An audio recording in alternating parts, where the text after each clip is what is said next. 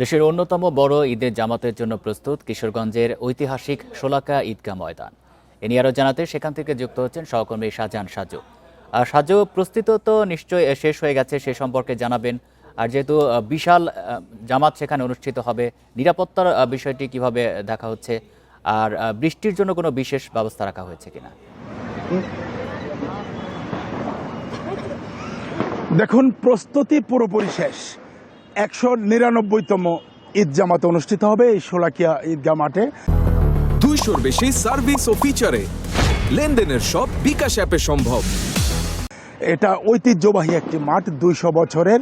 আর আপনি নিরাপত্তার কথা যেটা বলছিলেন, আপনাকে বলে রাখি যে নিরাপত্তার চাদরে ঢাকা হয়েছে। শুধু এই মাঠ নয়, কিশোরগঞ্জের পুরো যে জেলা শহর, পুরো জেলা শহরটি এখন নিরাপত্তার চাদরে ঢাকা।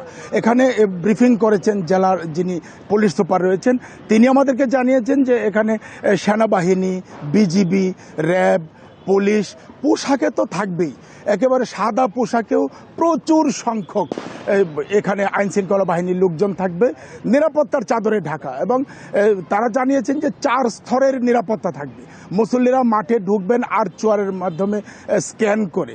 সব মিলিয়ে নিরাপত্তার কোনো কমতি নেই, খামতি নেই। এবং আমি যদি আপনাকে বলি, এই ঐতিহ্যবাহী শোলাকিয়া ঈদগাহ মাঠে মানুষজন কিন্তু অনেক আগে থেকে চলে এসেছে। বিভিন্ন জেলা থেকে লোকজন এসেছেন, তাদের থাকা খাওয়ার ব্যবস্থাও এখানে আছে।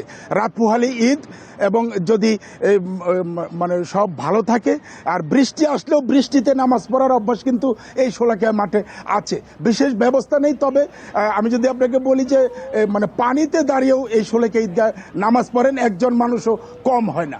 এই ছিল আপাতত আমার কাছে সবশেষ। কিশোরগঞ্জ থেকে জানাচ্ছিলেন সহকর্মী শাহজাহান সাজু।